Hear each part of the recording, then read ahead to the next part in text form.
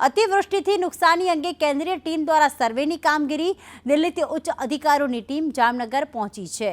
Collector, commissioner, DDO સહિત સાથે બેઠક યોજી પાક નુકસાન, રોડ રસ્તા અને પશુ મોત મુદ્દે માહિતી મેળવી છે।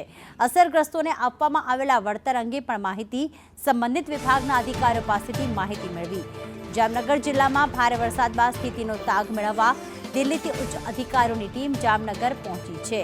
ભારે વરસાદના પગલે થયેલ નુકસાન સહિતની સ્થિતિનો ચિતાર મેળવવા દિલ્હીથી આવેલ ઉચ્ચ સનદી અધિકારીઓ તેમની ટીમે જામનગર કલેક્ટર કચેરી ખાતે બેઠક યોજી। ઉપેન્દ્ર ગોહિલ અમારી સાથે જોડાઈ ગયા છે। ઉપેન્દ્ર, આ બેઠકમાં શું ચર્ચા કરવામાં આવી, કોણ કોણ હતું ઉપસ્થિત?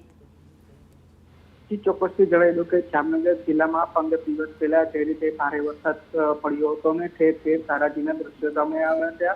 ત્યારબાદ મુખ્યમંત્રીએ પણ હવાઈ નિરીક્ષણ કર્યું હતું ને સમગ્ર સ્થિતિનો તાગ મેળવ્યો હતો। ત્યારબાદ આજે જામનગર કલેક્ટર કચેરી દિલ્હીથી 5 અધિકારીઓની ટીમ કેન્દ્રની આવી હતી અને જામનગરમાં હાલ અત્યારે જે રીતેની સર્વેની કામગીરી ચાલુ રહી છે।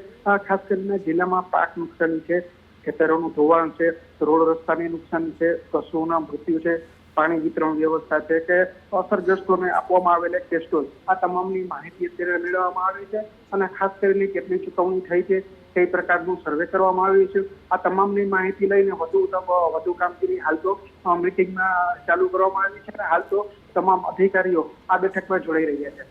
આભાર ઉપેન્દ્ર, તમામ વિગતો માટે।